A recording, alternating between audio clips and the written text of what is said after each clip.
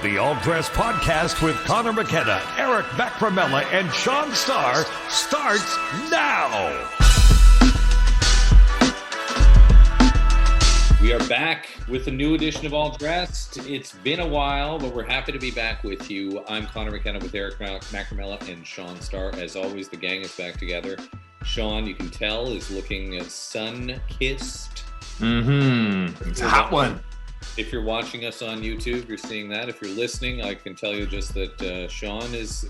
Eric, I think you might have the least color of the three of them right now. Maybe it's the lighting off my little circular light above my computer, because I have been playing baseball with my son and some other kids, although I haven't because it's against the law, every day for about 2 to 3 hours. And I am getting a bit darker. I'm looking at the Zoom image and I look lighter.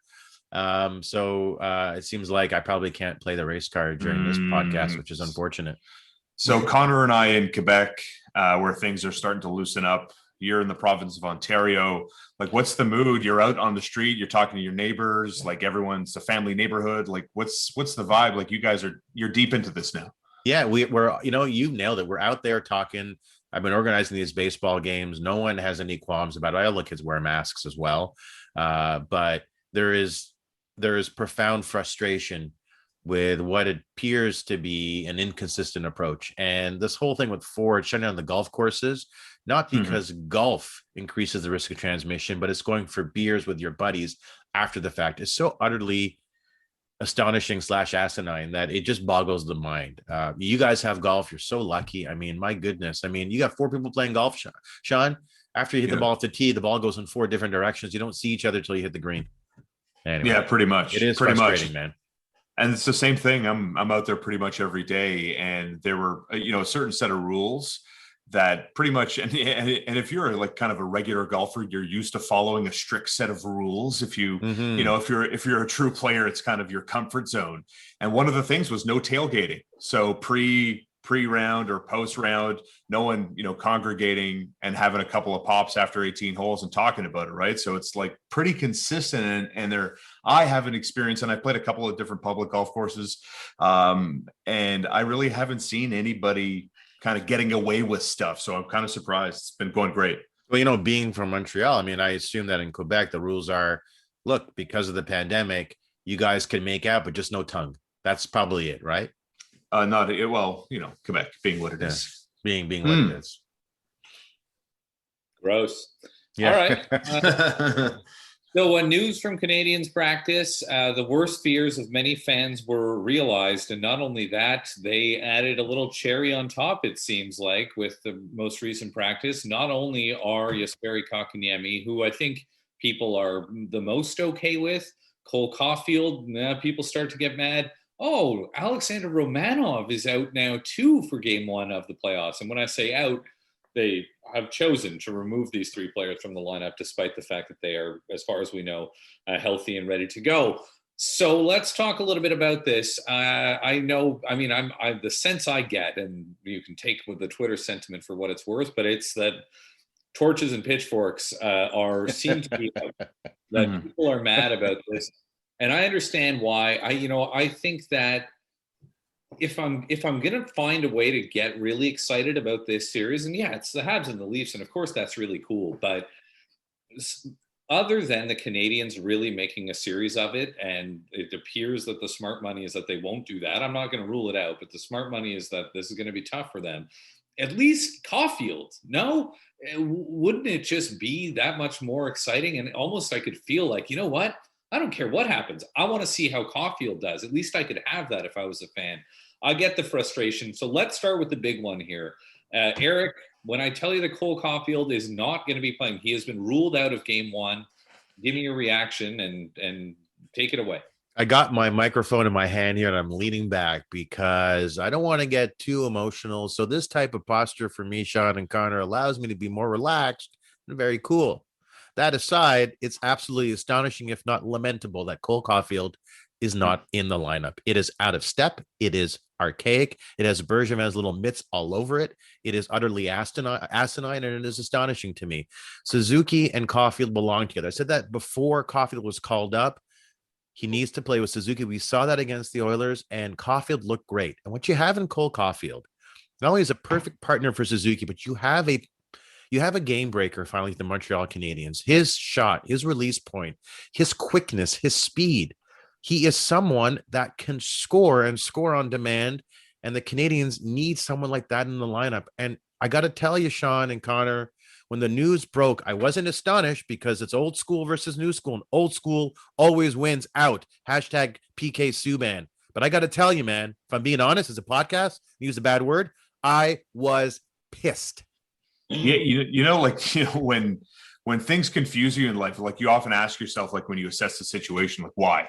What caused this? Why is this behavior in front of me? Why am I dealt with this current situation? And this is a confusing one, especially so when it lands on the big name in Cole Caufield. I think there are strong arguments to be made about Romanov's use in the playoffs, and certainly for game one, to Jesperi Kotkaniemi. But the Cole Caufield one, I think what really confuses me more than anything is why are the Canadiens taking such a safe approach in the series debut, right, with Toronto? So I asked myself why, and I think the answer is are they watching the rest of the playoffs and seeing how physical and how confrontational it really has been across the board, and thinking maybe it's too much, especially if we look at Jesperi Kotkaniemi, who definitely looks unsure of his offensive talents currently, and Cole Caufield not being the biggest guy and maybe could get gobbled up, Connor, in a situation like the one he'll find himself in. And I don't know what other angle they're coming at and why they have nothing to lose. Why are they playing so safe? I don't get the safe approach. While I'd like to believe that there's something to that, I don't see it, because the writing's been on the wall here since before the playoffs started. Before we watched any Stanley Cup playoff games in the last couple of days, it was pretty obvious for those of us who were paying attention to what they were saying and what we were seeing in practice that probably Kotkaniemi and Caufield were not going to play. And the shocking one today was the Romanov one. But I don't see it as being because of what they're seeing here in the playoffs. And I could, of course, be wrong. I mean, all we're doing here is speculating. What I think it ultimately kind of comes down to is just sort of the loser mentality of this franchise. Sorry, I know that this is, but they do. They've played loser hockey for a long time. Think back 10 years ago. What did they do against Washington to win that series? It was a great moment. But what did they do? They got into a shell and played loser hockey and hoped to get them on the counter, hoped to get heroic goaltending, and it worked.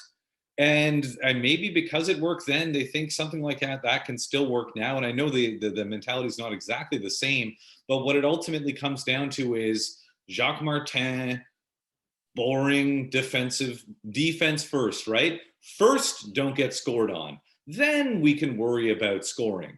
But if that's your sort of mentality, and you can go through the coaches, Michel Therrien and Claude Julien and whoever else has been the coach of this team for a long, long time, other than I'd say maybe Guy Carbonneau was maybe a little bit more, you saw a little bit more excitement from this team under Carbonneau at times. But ultimately, if the first thing is to worry about the other team, we're worried about the other team. We're worried about the Leafs, and this is what we're going to do to react to them. That's what this thinking is, and this has been going on in this franchise, as far as I'm concerned, for well over a decade. It's just still pervasive. In the good teams don't do that. The Toronto Maple Leafs are not going into this series ultimately worried about what the Canadiens players are going to do. And part of that is the players that they have on their team. I'll admit that. And to an extent, if you don't have game breakers, then you got to do what you got to do. But is Cole Caufield not maybe the closest thing they have to an offensive game breaker? So to take him out of the lineup, it seems like asinine to me. And again, it plays into that thing, my theory of this loser hockey mentality of, well, we can't afford to have him out there. We're worried about what's going to happen defensively when he's out there, rather than being like, they need to worry about him when he's out there. We want to put them on their back heels. If you're coming on your back heels, I'm not going to say you've lost the series before you started it, but you certainly aren't on the right track. When you play playoff hockey, you play your best players. And Caufield has the potential to be one of the better players on the ice, and he's a game breaker and bricks under the table the Canadians simply do not have. And you'll often ask yourself, well, if you sit him, what's the alternative? Now, there's a bit of a domino effect, but who would you rather have in the lineup? Yes, different positions, but there's a domino effect. Eric Staal or Cole Caufield, right? Of course, it's Cole Caufield. There's a way to jig the lines around. I don't feel comfortable with Eric Staal in that lineup to begin with. As far as Kotkaniemi goes, he's been struggling mightily. It's fine. Romanov still bothers me because that move is consistent with the Habs move for Caufield.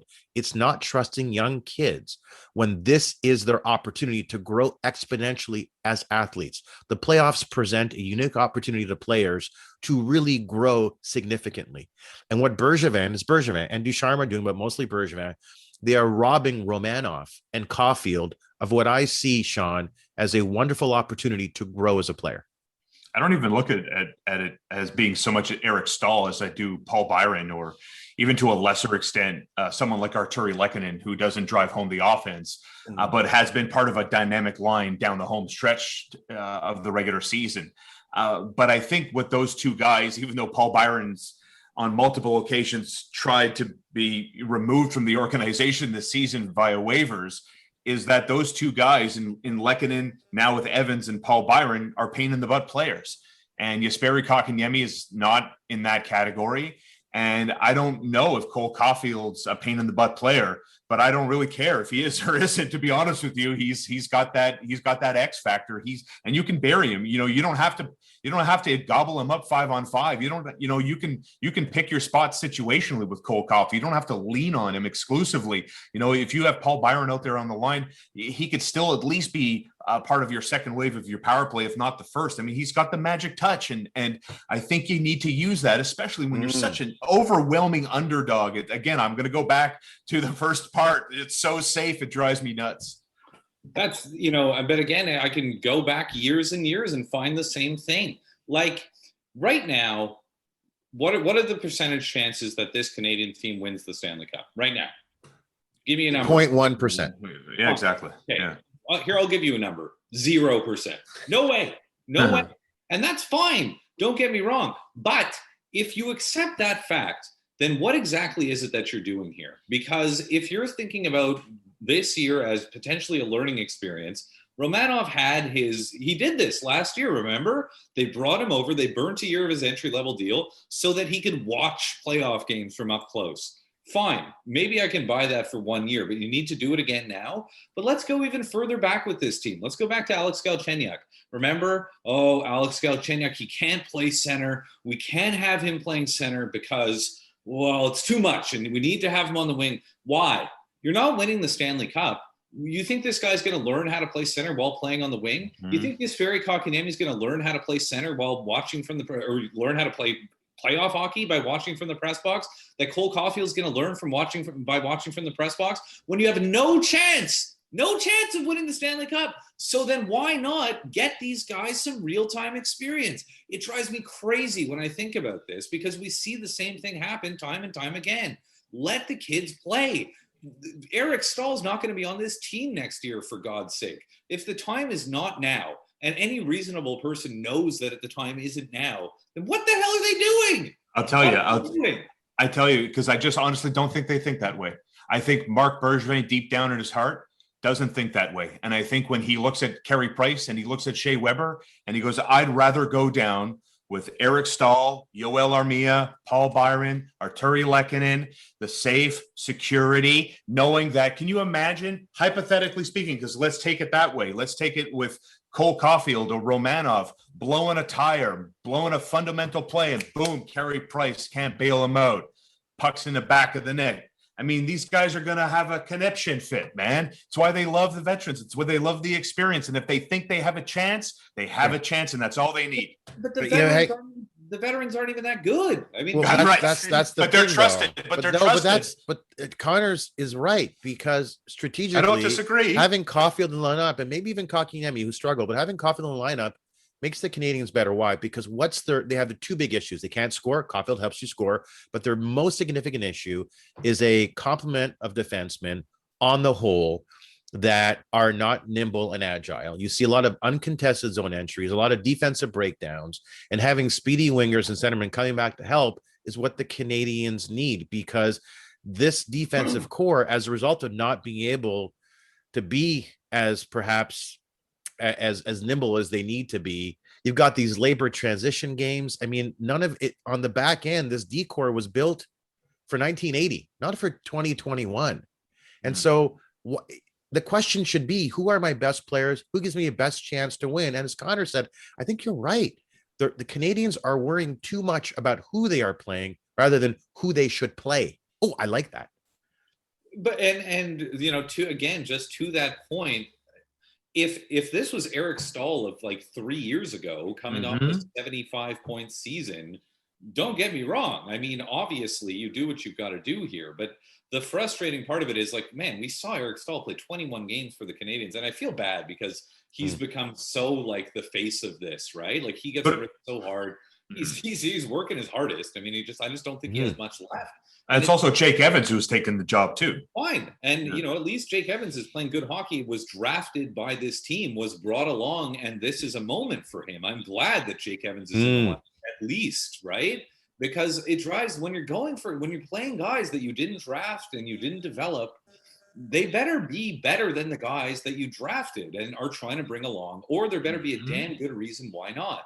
And that's the thing that drives me crazy about this. And the same thing goes, at least I could buy in if Eric Staal, like we were told, or like he was when they first got him, was good in the faceoff circle. He isn't. He's not winning faceoffs. He is like he's about as good as Suzuki, right? I mean, he's not a good faceoff guy. You can't lean on him late in the game when you need to win a draw. As a matter of fact, you need to find a way to get him out of there so he's not going to lose that draw the way things are going. You know, at least Nate Thompson, who was another guy who at times I felt was sort of used like this in favor or rather than guys that were drafted and developed by this team, at least Thompson was good in the face-off circle. Like this sort of thing just becomes more and more maddening. I wasn't even upset about this until we started talking about it. Really, I was absolutely livid about this. And I got to say, who on earth has confidence in Eric Staal apart from management? I guess I get they want to make the trade look like a good trade, but the deals they made the deadline for Gustafsson, Merrill, and Staal were not great deals. You know, Merrill has been generally pretty bad. Gustafsson, you can't trust him. My 7-year-old son said, Daddy, he can skate, but he can't really play defense. My son is 7 on his own. I don't understand why you have Eric Staal does not help you win in the playoffs. He's a brand name. The brand does, but not the player.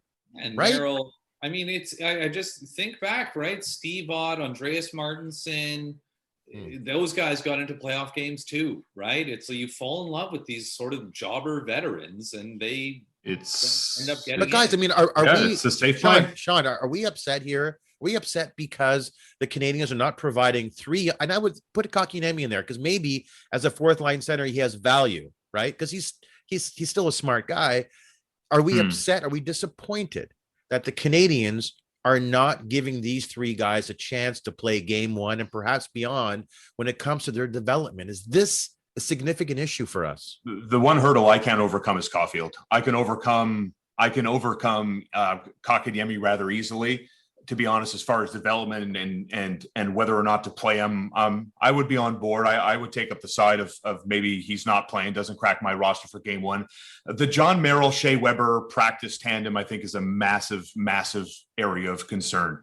Like Shea Weber has been really hurt, and he just started playing and practicing. I know he was, I think in late April, early May, he was tinkering with a puck, not really practicing with a puck. And only this week did he start practicing with a puck.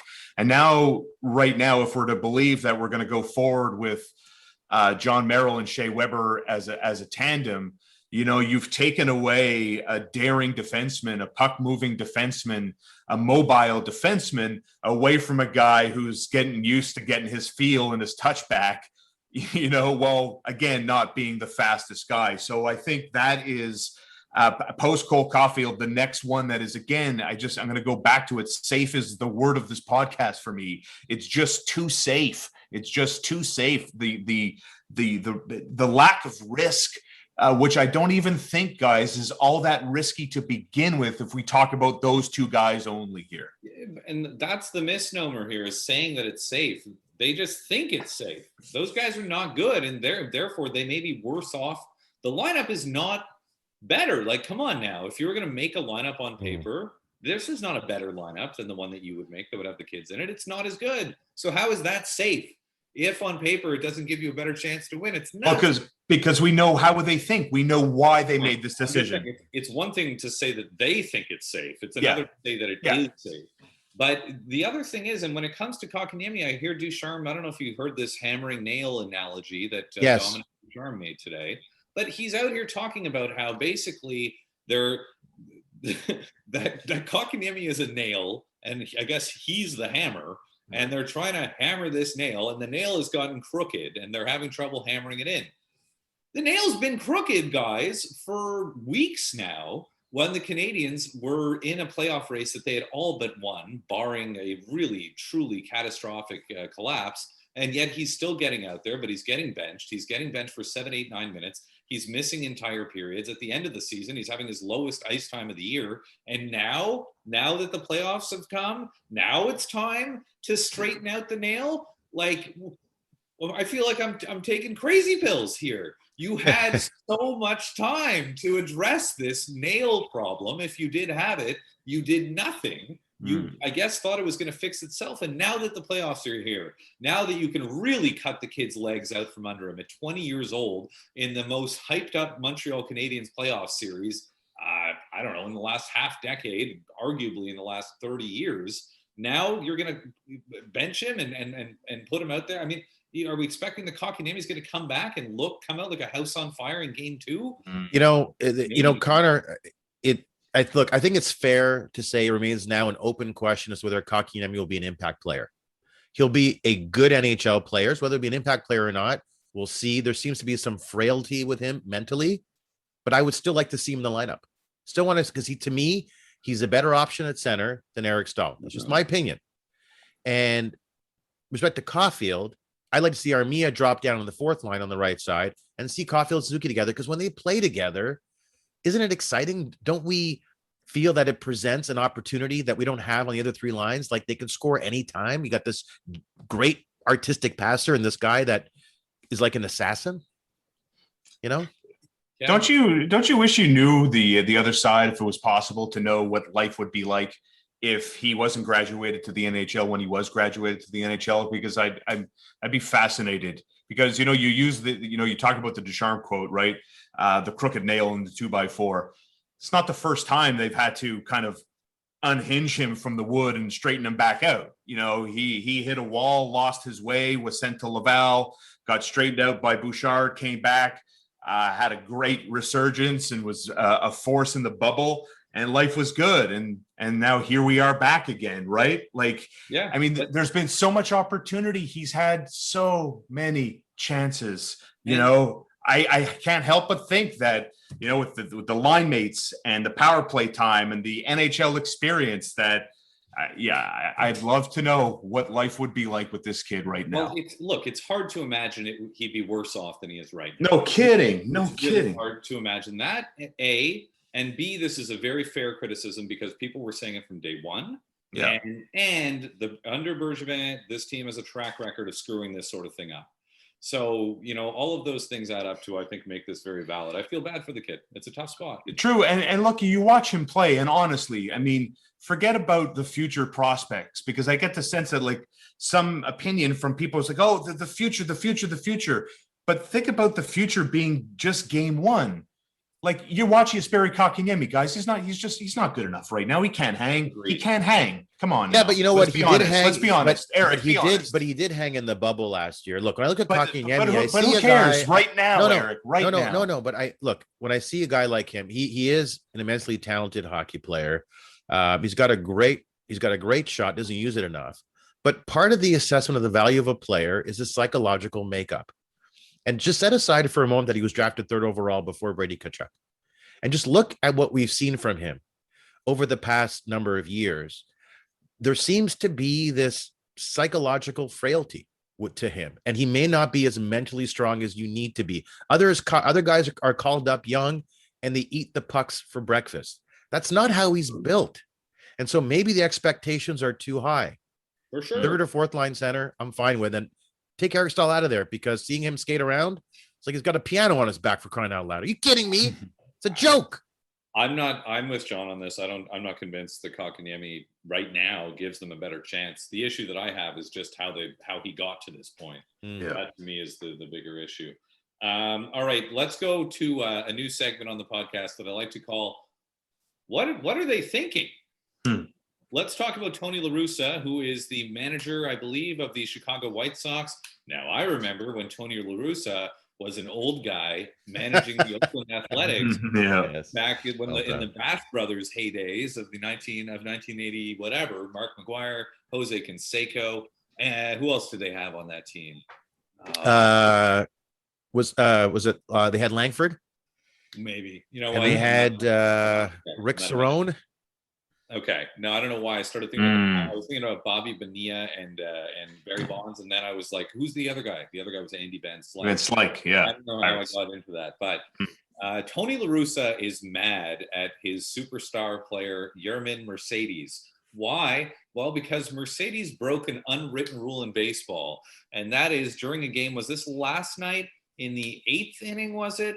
He's facing a 3-0 count. His team, I believe, had a double-digit lead on the scoreboard, and he is facing a position player. So they ran out of pitchers or decided not to use any of the remaining pitchers, actually, and put a position player out there to throw pitches.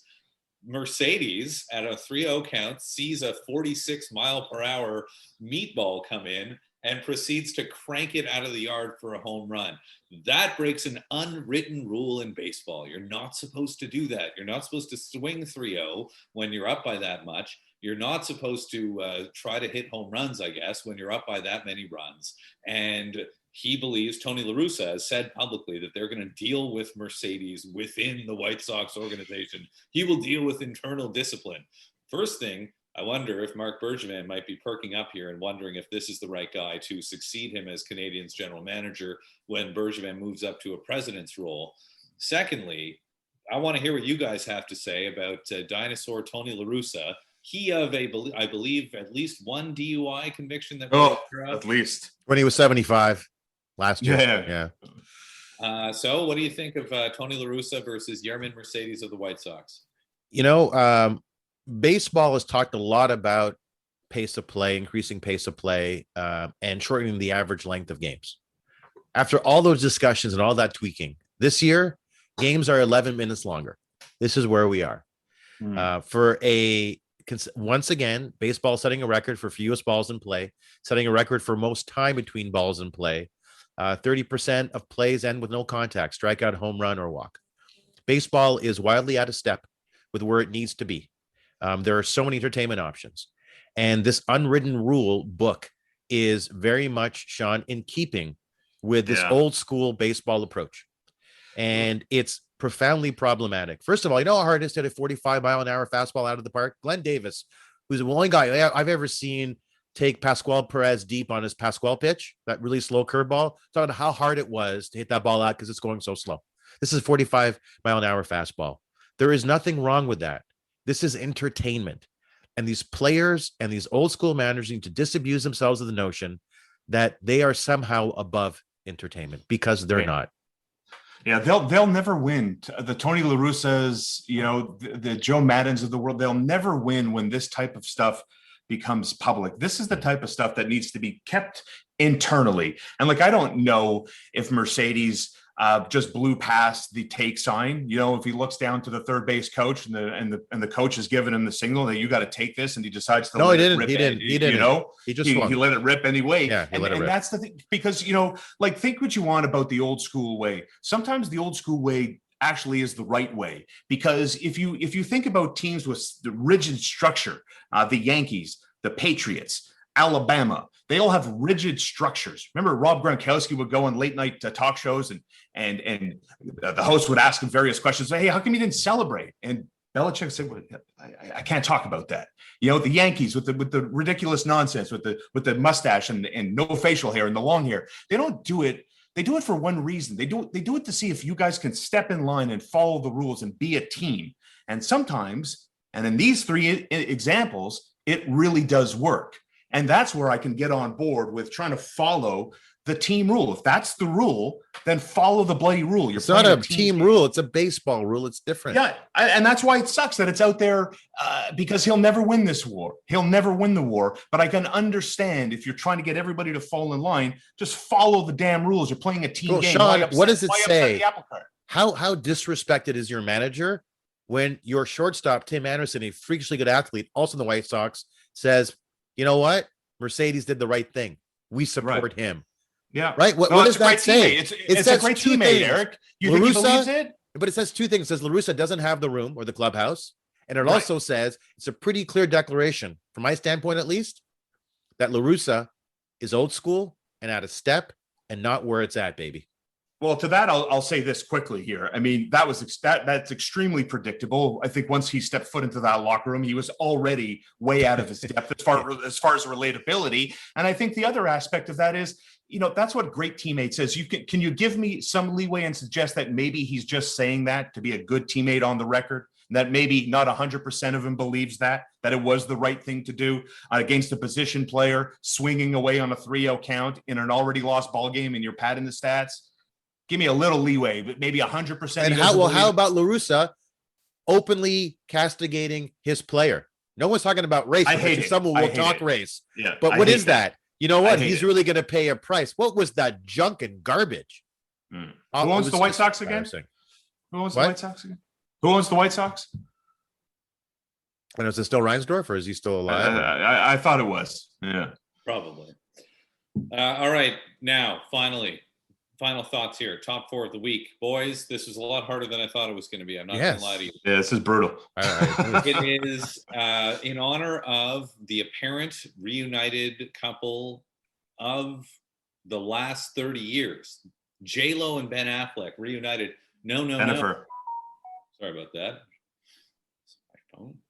My phone just went off. I'm sorry. Top 4, not Ben Affleck movies. The top 4 Jennifer Lopez movies. Yeah. So I didn't realize just how bad her movies are. She's been in some good movies, but she's been in a lot more bad movies. So give me your top 4 Shaun Star J-Lo movie. I knew you were throwing to me first. That was predictable. Yeah. That's a good one. There was that one where she was it's so good we don't have an answer. She was in the bathtub with George Clooney. Is it Money Train? Was she in Money Train? I think she was in Money Train. She was in Money Train. She was in Money Train, 1995. That's off the top of my head. I'm going. She played Grace Santiago. Yeah. Money Train at number 4. I know she was definitely in Anaconda. That is coming in hot at number 3. Arguably the worst movie of all time, Earns My Respect, Gigli at number 2. And a movie I actually saw in its entirety at number 1, Selena. Heartwarming true story. Yeah, but you know what? They didn't show her getting killed in the movie, and that to me is the big miss. I want to see her get stabbed to death. They didn't tell you. Next thing you know, is an ambulance in the parking lot. I'm like, no, I want to see her get killed. Oh, Eric's. Take it to Netflix. Take those ideas to Netflix. Well, they're doing like a series or something. Right. On Selena or on J-Lo? No, Selena. Right. Yeah. All right. Eric, you want to go or you want me to go? You go ahead as I try and make up an answer. Thank you. Okay. Anaconda, number 4, just because it's got Ice-T with the iconic line. They got snakes this big. I like that. Not a good movie. Okay, number 3, U-Turn with Sean Penn and J-Lo. It's not great. That's good. It's some funny moments. Old school. Number 2 is Hustlers. Now, Hustlers came out actually in the last couple of years. J-Lo plays like a savvy old stripper. She's awesome. She looks amazing. And it's a solid flick. I recommend the movie to check it out. And number 1, guys, with a bullet. It's the movie, Sean, you were thinking of. Yes. Out of Sight. Yes. Is that Elmore Leonard? Yes. That is not only is it a great Jennifer Lopez movie, it is just a truly great movie. Yeah. That is on my list. One of the sexiest movies of all time. And she is unbelievable in it. Clooney's great. A couple other great support. Dennis Farina, I think, plays her dad, and he's great. It's a really, really solid flick. Good call. I think Porky's is the sexiest movie of all time, but definitely that movie is definitely a close ninth. For me, JLo will always be the In Living Color dancer. I thought she was so good. She really, really can find a beat, pick it up, and dance to it. My top four, and there's apart from one movie that's the only movie that really came to mind. I didn't even know the other ones. I had to do some research, some due diligence. So number 4 is Selena. It's a very moving story about someone who was killed. We didn't get a chance to see it. That really bothered me. Number 3 is Anaconda because, well, I like all that gore and that was a lot of fun. It was like Jaws, but like in the forest. Number 2 was Wedding Planner. I only saw bits of it, like most of her movies. But I like Matthew McConaughey because he's really easy on the eyes. But number 1 is a movie I actually enjoyed. And I remember before I saw it, there was Joan Rivers on some red carpet. And she was talking about this new up and coming actress, Jennifer Lopez. And I don't know why this always comes to mind when I think about J-Lo. And they talked about how she's going to be like the next massive star, like a Mike Trout kind of situation. And they got that totally, totally right. Out of Sight was a fantastic movie, well acted, well written, well directed. I loved it. They would have made such a hot baby, those two. 10 on 10. All right, so that's it. That's the episode. Let's do another one soon. We've got game 1 around the corner, but not really because it's like not for 2 more days.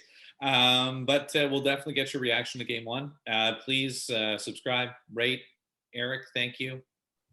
We'll have a podcast on Friday, right? Around the afternoon or so. I think right. So. In between game 1 and game 2 to set up the fans. Sounds good. Sounds awesome. Keep working on that beautiful tan, Shaun. Shabbat shalom. And yeah, if you're watching on YouTube, it became night behind me. Yeah, I noticed that. While this happened. So I know you guys are the best. You guys are the best. I can't believe this podcast is free, guys. Take care. Bye.